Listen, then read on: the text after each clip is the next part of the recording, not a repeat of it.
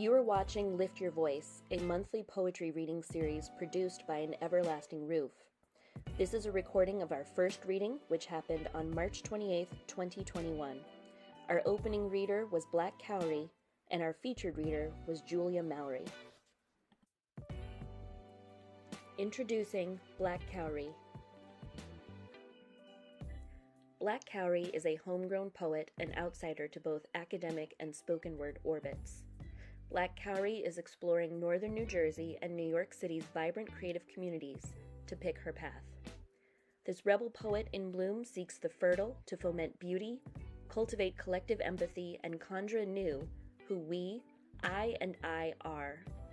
Nicole Oxendine, founder of River She Collective Arts, approached Black Cowrie about publishing her book of poetry after reviewing her work online. Hi, everyone. I am honored to be here, to be able to celebrate the great work of Julia Mallory, who I know has done incredible work around trauma and grief processing, has great literary works in the world. It's fantastic to be able to be here with my mermaid sister and with Mel, who's within the Everlasting Roof really helped support the Ubuntu poetry portal that we just completed, and I'm very proud to have shared. So I'm nervous and I'm on the very emerging side of this equation. So I'm going to be throwing a bunch of poems at you, and I hope that you are ready to ride. So the first one, there was a point of, I like to refer to or think about I and I, which is something I learned from my Jamaican heritage. It's both the celebration of our uniquenesses and our collectivity. The I that is me and the I that is all of we being one, connected. So just to explain that a little bit. What I thought I'd do is bring in our ancestors, because I like pouring libations on my first poem. This one is called Brassy Sassy Blues. They call her the cleaner.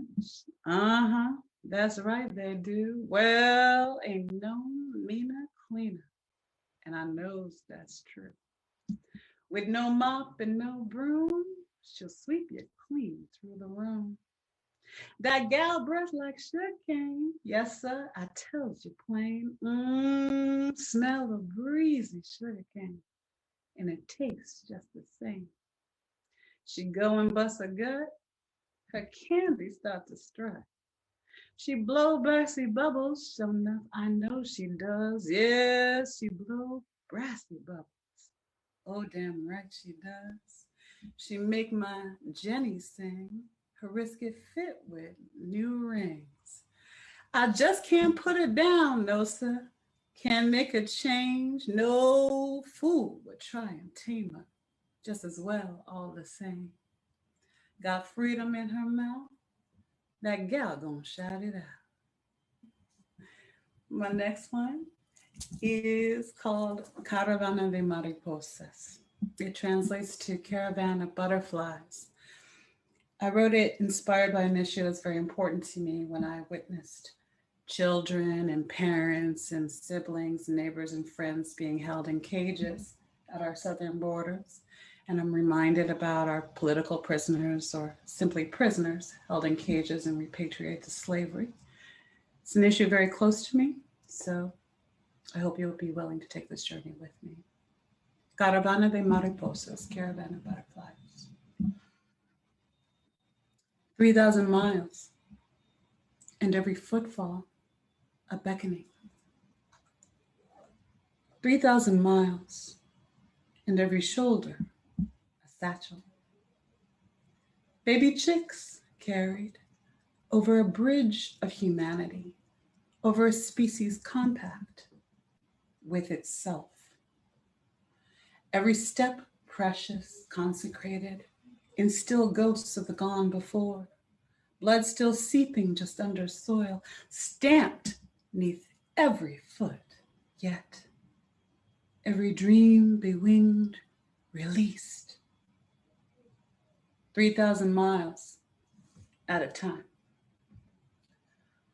Mile after dangerous mile, most without food than with, unless one counts the breast milk and the tears. They're only water, they're only salt. 3,000 miles to another nipple. They carry their courage with them, their vision, their humanity with them, with every step across every mile. These children of earth, of quiet surety, are more powerful, more beautiful than oligarchs. Have you ever walked 3,000 miles? Blisters, fluid feet, bruised backs, broken bones. Haunted by home as hellhound, as devil's breath. Flea bitten with bugs and bullets and fists and phalluses, as dangerous and deadly as determination without a door.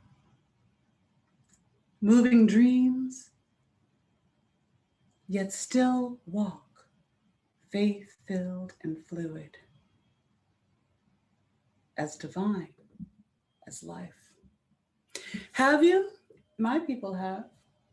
My people have too. Pues el futuro se viene. Well, future is coming. Holding breath in arms and legs and every heart. Soft souls pat earth for reassurance. Plaintive wings knock at her doors. Conspicuous, they are a fluttering.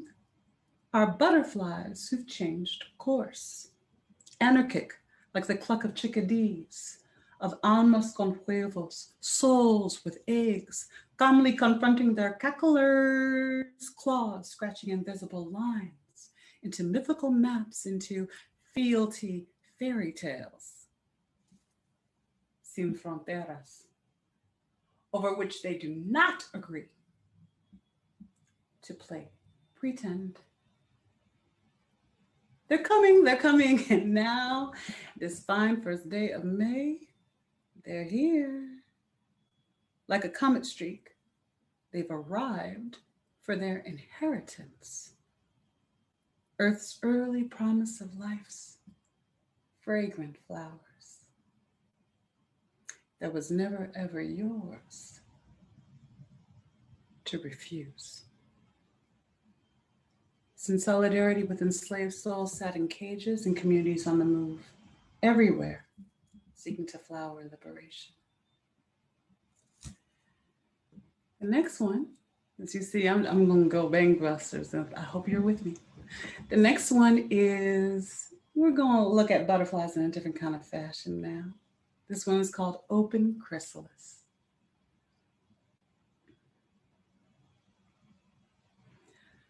My limbs arc blossoms at her touch. Bewinged I, butterfly, hold auras akimbo, while locks, wild tentacles, dance, electric fragrance, and third eye light. In wildflower coral, suspended in midair, in used cocoons, drying twixt legs, and trace pollen with my tongue, and forgiveness with hers, for the nectar we hummed. Next one is called Pushing Daisies. Thank y'all. This is my first ever poem published in a magazine. It's in Spoken Black Girl's second issue. I hope you get some. And it's a cento. Although it's a microcento. A cento is a 100-line poem where a poet borrows lines from other poets and puts together their own poem. This is not 100 lines. It's more like 13 or something. So, Pushing Daisies. I believe in life. Starshine and clay. This fiber will fight on. Will ivy the walls of our season of oppression, dark metal and tears, to misalign a soul. Have to go through many deaths to become who you are. I am a brutally soft woman. There's a girl inside, and early newborn kisses, and dark heat. Words set up atmospheres, electrical fields, charges. Are you looking at the flower? Or is the flower looking at you? Okay. All due respect to those I've stolen and begged and borrowed from. I'm moving on to synapse. Synapse is basically, it's a nerve impulse. It's how our brain travels information. Synapse.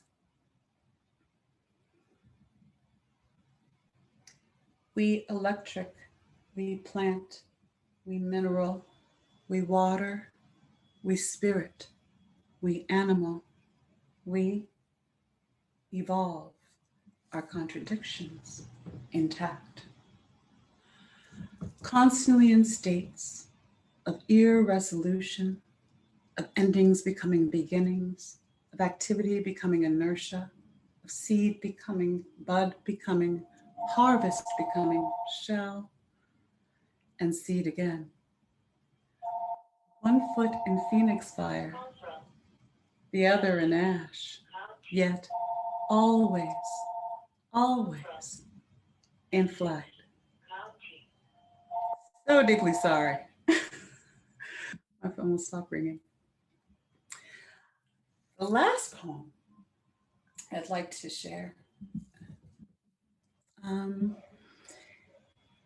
is actually, I'm going to dedicate this reading to my friend Ida Bizora, who is fresh in the first week of her mother's transition to the nether plane. She and I share a strong bond as mama's daughters. I holding her in my heart, even as I have difficulty contemplating my own mother's passing. This is called Powdered Milk.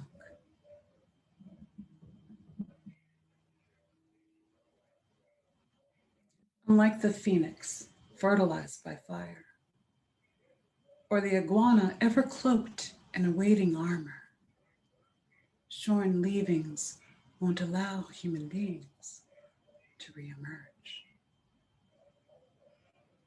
That this is now, without exception, is too much to bear. My intrepid Aries mother insists her final passage be by fire, heralding a blaze that'll only douse and chill my blood, reminding me that she, like the flame, will be forever out of reach.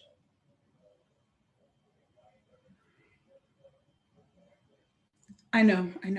This is silly. I know we're not bodies, but souls. Immortal essences, chi, prana, energetic connections on hiatus. But I've become attached to the fragrance and texture of her. Utter spark and space, twinkle and music of her. Ever since I lost her taste. I hope that lays the ground for you, Sister Mallory, Sister Julia. Thank you for your time. Thank you so much, Black Cowrie. I always love your readings. I feel like you bring so much, passion to them. So I think we have time maybe for 1 or 2 quick questions. So I'm going to unmute folks. And if you feel moved to ask a question, please, jump in. And you can also put questions in the chat if you are shy, which is totally fine.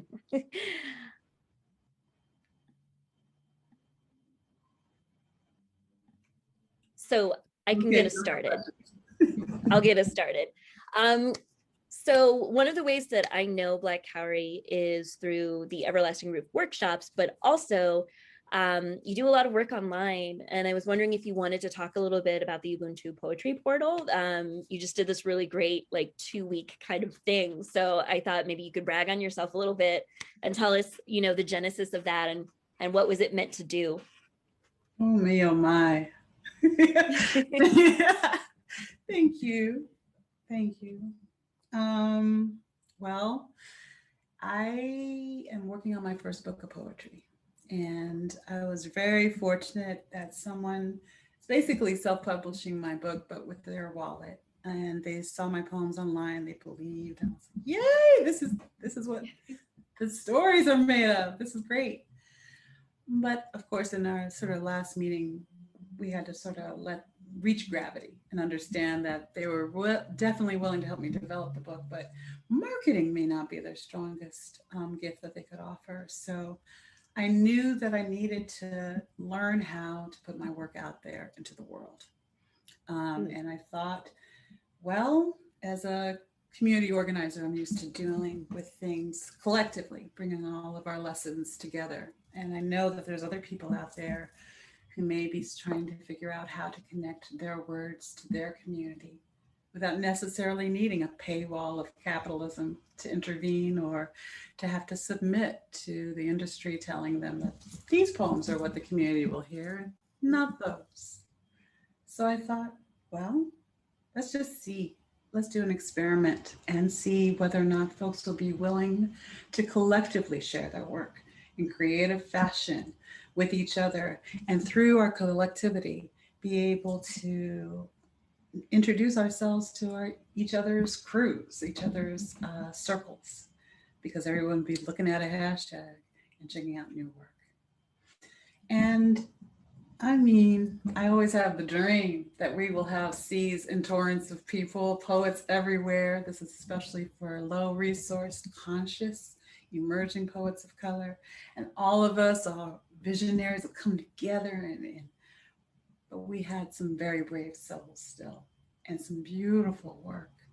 So I hope that with the Ubuntu Poetry Portal hashtag, you'll be able to check. Put that right now in the chat. Sorry. One of the great things that came out of it is that an author of a book that helped me even start to think about this, Lawrence Apollo, wrote a book called Firefly Magic, Heart-Powered Marketing for Highly Sensitive Intuitives. I identify in Myers-Briggs as INFJ. I am definitely an introvert, decidedly, to myself and shy. And yet I have to figure out how to get my scrawls out there, especially since someone is putting their wallet involved. I feel like, I need to figure out how to sell this book beyond my family. This reading or heart-powered or Firefly Magic was really helpful in trying to think more creatively and more principally about the blocks I was having and how to get around them, how to be more attuned to my intuitive self. So we're going to be able to share copies of that for all participants. They'll have their own digital download. Oh, nice. And on top of that, someone contacted me, a student had purchased a poet sister of mine, Gia Shakur, who some may know, stunning poet, who's interested in putting together a sort of visual art project around the prompts and maybe even a performance. So I've gone from, this is just something I'm doing right now, y'all. Maybe we'll do it again, to now starting to think about, what if we did it next year? So think about it.